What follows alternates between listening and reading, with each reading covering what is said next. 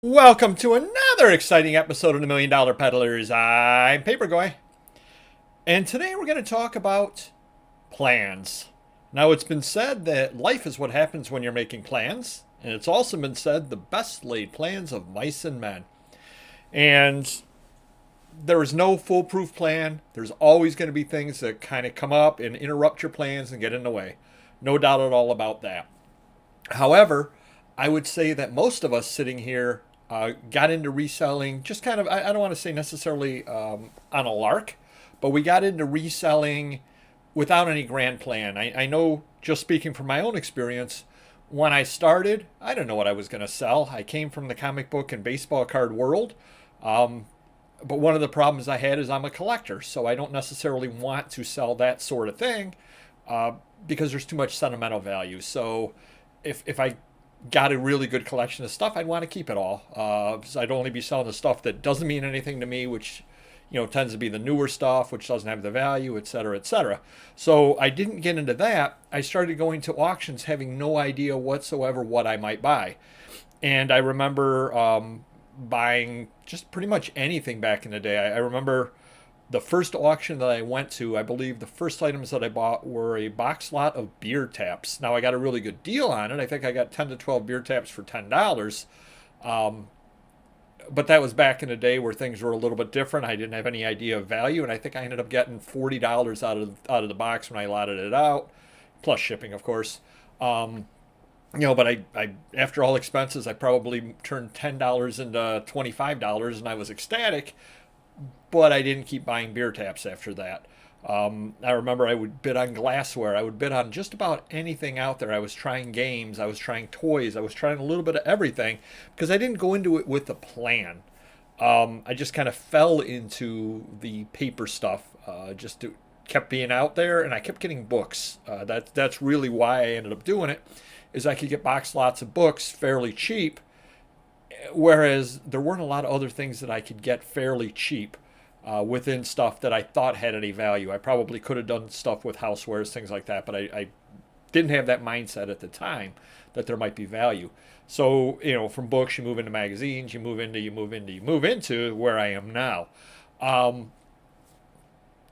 I still am, not that I'm horrible at making plans, but I sit back and there aren't enough hours in a day to be able to do things properly.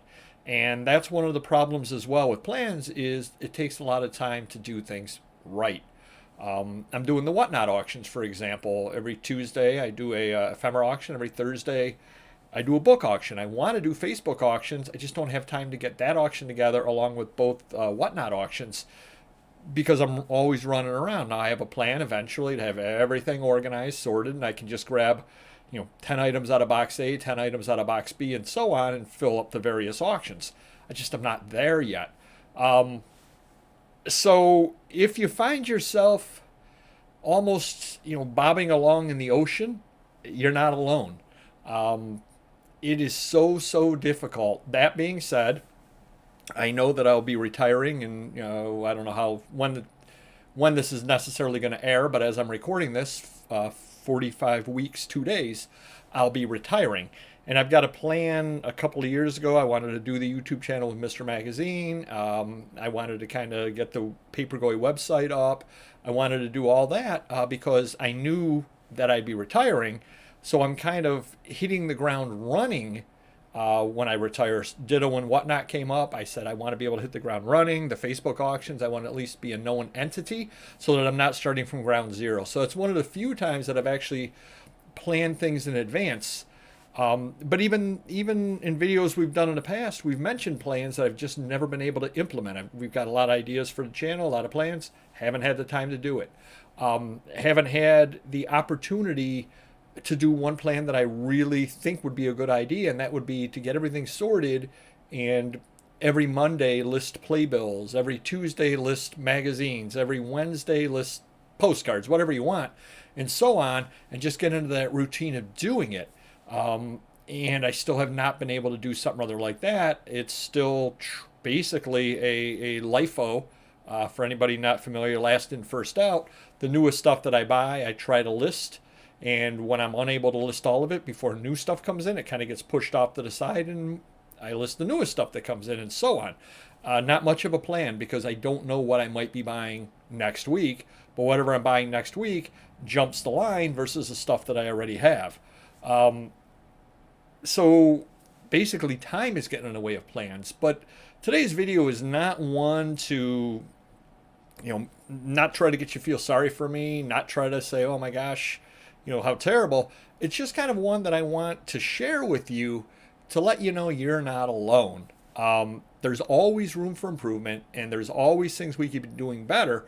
And you'll see various people out there with their channels and it seems like everything they buy is gold.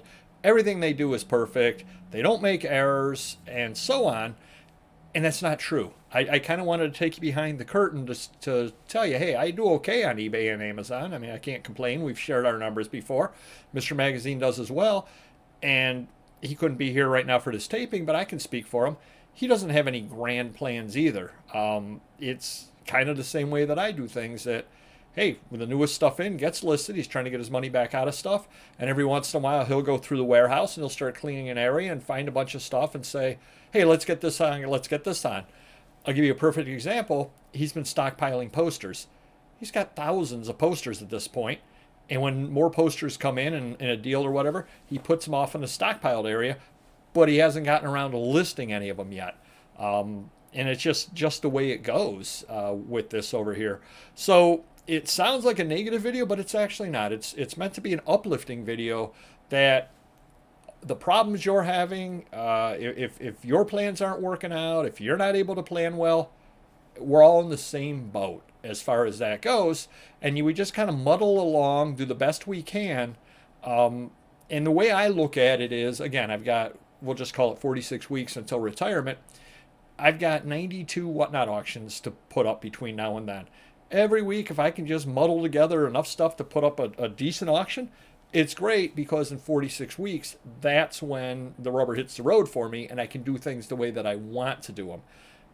It's not going to happen immediately, of course, because at that point, that only gives me extra time, an extra 40 hours every week to sort stuff. So it's going to be a few weeks worth of sorting stuff and all that before I'm finally able to see the plan to its fruition.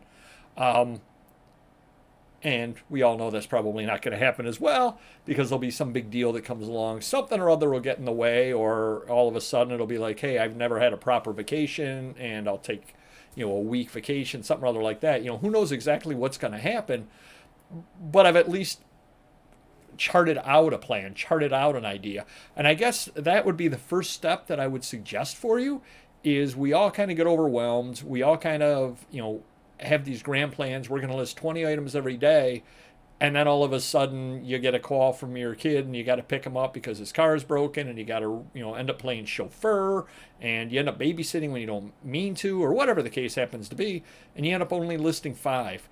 You can't let that bring you down. You had the plan to list 20.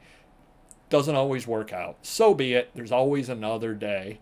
To be able to reach your plans. And then don't begin chasing because then it's like, oh, I was supposed to list 20. I only listed 5. I got to list 35. You only list 25 the next day. Now you got to list 30 the next day and so on. You'll drive yourself crazy just always chasing. So just accept that life happens.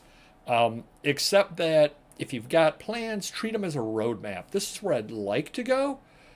This is where I'd like to be. But very unlikely you're going to start at point A, go to point B with a direct straight line. It's just not going to happen. You're going to meander along. Things are going to happen. You're going to have a day where you're all set to list and the power's going to go out or the internet's going to go out. Stuff happens.